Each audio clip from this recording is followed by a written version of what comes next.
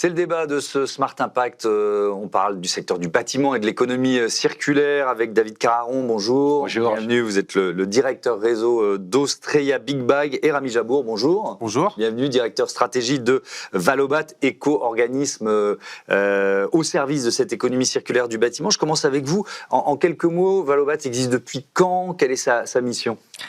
Alors bonjour, Valobat existe depuis bientôt 4 ans et est opérationnel depuis 2 ans. Et notre mission, c'est de mettre en œuvre ce qu'on appelle la REP bâtiment. Donc responsabilité élargie du producteur. Exactement, responsabilité élargie du producteur qui vise en fait à passer sur un système de pollueur-payeur dans le secteur du bâtiment et de faire en sorte que le producteur d'un produit est en charge du financement de la fin de vie du produit et donc notamment la gestion des déchets issus de ce produit. Ouais, effectivement, c'est un système qui s'est mis en place secteur par secteur. On est, je crois, dans le cadre de la loi AGEC, de l'économie circulaire. C'était prévu que les différentes filières puissent passer à l'économie circulaire. On va voir que, évidemment, quand on crée une nouvelle filière et de nouveaux usages, c'est pas forcément évident. Je veux bien que vous nous présentiez Austreia, vous êtes en quelque sorte un intermédiaire entre Valobat et les entreprises du secteur. C'est exactement ça. Nous, on est un réseau national et on est spécialisé dans la gestion des déchets de chantier, donc principalement en Big Bag.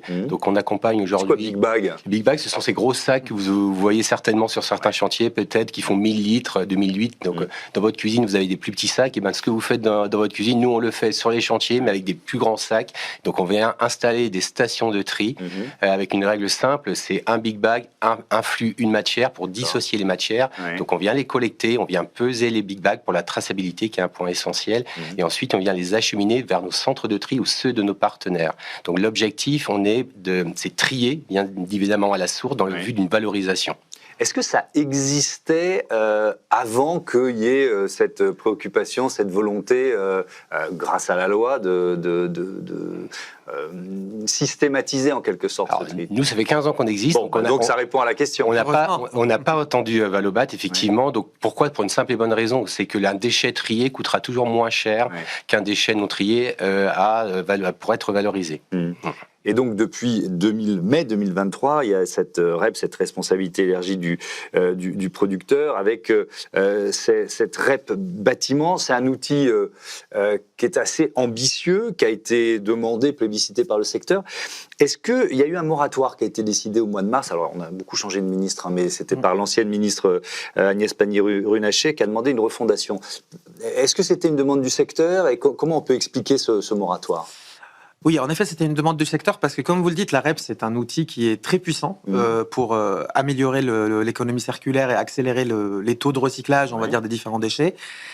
Sur une filière bâtiment qui est très, très importante en termes de volumétrie de déchets. On parle de plus de 20 millions de tonnes de déchets par an. Et une diversité des matériaux au sein du secteur qui est très différente. Comme on le disait, en fait, le bâtiment n'a pas du tout attendu la REP pour recycler les déchets, mais c'est concentré surtout sur des filières comme les filières minérales, le béton, les gravats ou encore le bois, etc. Il y a d'autres matériaux qui sont plus en retard. Alors, pour expliquer la problématique du moratoire et de la refondation, dès le début, en fait, nous, on savait et on le voyait venir, cette REP est une REP qui coûte cher. Pourquoi? Parce que, dès le début, le principe de la REP a été de dire si je trie mes déchets, ils sont repris gratuitement. Et cette gratuité de la reprise des déchets, qui donc en fait coûte à l'éco-organisme qui doit le financer, et donc aux éco-contributions, aux éco-participations qui sont c'est les entreprises du secteur qui participent, qui sont la source de financement. Encore une fois, il n'y a pas d'argent magique dans cette histoire. En fait, ça gonfle très rapidement le coût de la filière, le fait de collecter de plus en plus de déchets, le volume des déchets augmente, les coûts augmentent. Et comme les éco-organismes sont des structures de financement à but non lucratif, pour financer les coûts de déchets, on a des éco-contributions qui augmentent en termes de prix pour équilibrer les recettes et les dépenses. Et donc, en fait, on est arrivé à un moment où le niveau d'éco-contribution ramené au prix de vente des produits était devenu insoutenable. où allait devenir insoutenable, d'où la refondation qui a été demandée vraiment par la filière, nous en premier. Et on va l'expliquer dans un instant, le modèle économique qu'il faut ou qu'on peut mettre en place. Mais je veux bien qu'on revienne sur le tri, la valorisation, parce que vous dites 7 flux, donc de quels déchets on parle? Vous avez commencé à en citer quelques-uns, mais... Les déchets du BTP, on va les retrouver toujours, principalement les mêmes flux. On a bien sûr les inertes, donc ce sont les gravats qu'on va retrouver sur un chantier. On a le plâtre aussi, qui est un vrai enjeu, et on a le bois. Et ça, ce sont on va dire les déchets pondéreux, c'est ceux qui pèsent lourd. Et l'enjeu se trouve sur ces flux-là. Ensuite, il y a les déchets annexes. On va parler du carton, des plastiques durs, des plastiques souples. Donc, il faut quand même avoir une approche pragmatique. Et nous, c'est comme cela qu'on accompagne nos clients.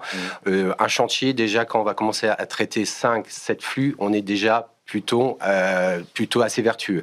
Ensuite, on peut aller plus loin, ça va dépendre des pratiques, mais là, l'objectif, c'est vraiment d'accompagner toute la chaîne de valeur, tous les acteurs du BTP pour déjà bien faire sur ces flux principaux qu'on va retrouver. Est-ce que tous ces flux sont valorisables ou pas? Alors ça, c'est l'enjeu. Vous avez commencé à répondre. J'imagine que si on en fait 5 et pas 7, c'est qu'ils ne sont pas tous forcément valorisables. Nous, on a un maillage national. Notre enjeu aussi, c'est d'être présent partout où il y a un chantier. Donc, il y a un sujet de logistique là-dedans. Donc, évidemment, si on va parler du polystyrène, si un recycleur de polystyrène se trouve à 500 km d'un chantier, ça va être évidemment compliqué. Donc la plupart de ces flux que je viens de citer, ils sont valorisables. Il y en a certains encore où on rencontre certaines difficultés parce que les filières ne sont pas en place. D'accord, donc on peut espérer améliorer ces filières. Quel modèle économique il faut trouver, ou vous êtes en train de trouver pour relancer cette REP bâtiment? En fait, je vais quand même rebondir sur la question d'avant pour répondre à la vôtre. Allez-y. Le rôle de l'éco-organisme, c'est en fait effectivement de rendre tous les déchets valorisables. En tout cas, c'est notre objectif. Et l'ambition d'une REP, c'est ça. Donc justement, le modèle économique qu'on essaye de travailler, en tout cas d'imaginer pour demain, c'est un modèle économique où la REP ne va pas s'occuper des déchets qui sont déjà bien valorisés, qui n'ont pas forcément besoin en fait d'un coup de main, d'un coup de pouce, et de se concentrer sur des familles de déchets qui ont un retard, on va dire, en termes de recyclage, ou qui sont en développement. Moi, je pense beaucoup à la filière des menuiseries, les fenêtres, en fait, par exemple. Aujourd'hui, le verre des menuiseries est très peu recyclé, alors qu'on sait très bien recycler le verre. Mais la chaîne logistique n'est pas optimisée. Et depuis 2 ans que la REP existe, on a déjà multiplié par 4 le taux de recyclage du verre de menuiserie. Ça, c'est un exemple. On a également les isolants, les laines de verre, les laines de roche, les isolants de toute forme. Tous ces produits-là qui sont aujourd'hui beaucoup vendus, dont on n'a pas beaucoup de déchets parce qu'ils n'étaient pas encore vendus il y a 30 ans. Mais aujourd'hui, c'est un enjeu pour demain. Et ben notre enjeu à nous, c'est de développer le recyclage. Donc le modèle économique qu'on essaye pour répondre à votre question, qu'on essaye d'imaginer, c'est un modèle où la REP est différenciée selon les matériaux. Il y a des matériaux qui sont plutôt matures, comme vous le dites, le bois, les gravats. Il y a déjà un modèle économique existant qui fonctionne très bien. Il n'y a pas besoin de nous, en fait, là-dessus. Donc là, l'idée, c'est de dire, sur ces matériaux-là, on va réduire les ambitions. La REP, elle va moins servir. Et elle va concentrer ses efforts sur les matériaux qui sont le plus en besoin de développement pour industrialiser la filière du recyclage. Ce qui signifie que ça ne demandera pas, parce qu'on revient au coût, ça ne demandera pas plus de participation aux entreprises du secteur pour financer l'éco-organisme. Non, l'idée c'est que ça demande moins de participation, justement, en enlevant les coûts qui sont liés à des matériaux, comme vous dites, qui sont impondéreux et qui représentent un volume très important. Et en revanche, concentrer le financement qu'on lève sur les matériaux qui en ont besoin. Si on parle du plâtre, vous avez commencé à l'évoquer tout à l'heure, c'est un matériau, j'imagine, très présent. Est-ce qu'il est très recyclé? Sinon, pourquoi? Alors, il est très recyclé dès lors qu'il n'est pas souillé. Là, je ne sais pas, sur le schéma pour venir ici, j'ai vu à peu près une dizaine de chantiers. La plupart de ces chantiers, qu'est-ce qu'on retrouve? On retrouve ces bennes, des bennes de 15 mètres cubes ou autres. La plupart de ces bennes, malheureusement, on y retrouve du plâtre, mais le plâtre, il est souillé, il est mélangé avec des matières, des déchets dangereux. Dans ce cadre-là, il ne peut pas être trié. Nous, notre enjeu, on gère à peu près 10 000 big bags de plâtre par an. Donc, on sait le faire en big bag, mais il faut encore une fois que ces déchets soient dissociés des autres matières et effectivement, il peut être valorisé et très bien valorisé. On peut refabriquer du gypse, notamment avec. Donc, c'est un matériau qui est très valorisable. L'enjeu ici, c'est les volumes. Aujourd'hui, je pense que vous allez pouvoir en parler. On a énormément de volumes de plâtre qui se sont retrouvés en centre de traitement donc, il y a une capacité. Voilà, les centres de traitement ont une capacité qui ont été surpassées. Donc, je crois savoir qu'il y a aujourd'hui des entités de recyclage de plâtre qui sont en construction, qui seront opérables d'ici fin 2026.